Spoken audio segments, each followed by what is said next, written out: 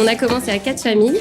Ce qu'on appelle, c'est l'instruction en famille, c'est-à-dire qu'on était l'école à la maison, mais en se regroupant à 4 avec 2 mamans qui donnaient les cours. Et puis nos enfants ont aussi eu des demandes spécifiques.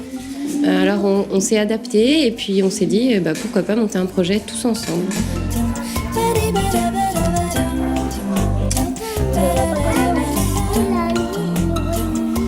Donc là on a 25 élèves cette année.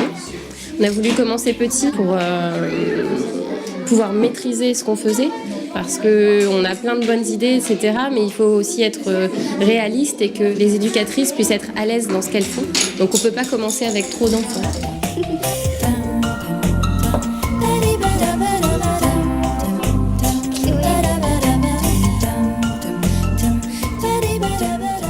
Personnellement, ce que moi je trouve très singulier, c'est cette notion de savoir qui n'est pas descendant, c'est-à-dire qu'il n'y a pas un instituteur qui est là et qui transmet à des élèves assis un savoir. C'est pas du tout ça. Le savoir est présent partout et l'élève va aller le chercher et l'éducateur est là comme un guide et pas comme la personne qui sait et les élèves qui attendent qu'on leur délivre quelque chose.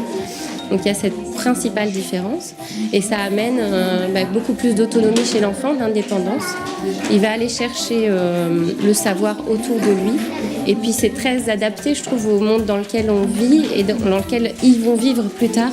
Ils vont devoir être très autonomes, pouvoir par eux-mêmes aller chercher du travail, s'adapter au nouveau monde du travail. On est en phase avec le changement de société qu'on vit, je pense.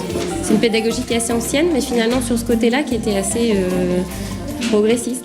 Ça peut être l'école de demain parce qu'on commence à évoluer sur les aléas environnementaux et climatiques. Et en fait, on se dit qu'une école alternative ouverte sur le monde extérieur peut apporter quelque chose dans l'évolution des consciences. Et en commençant par les enfants, on fera évoluer les parents.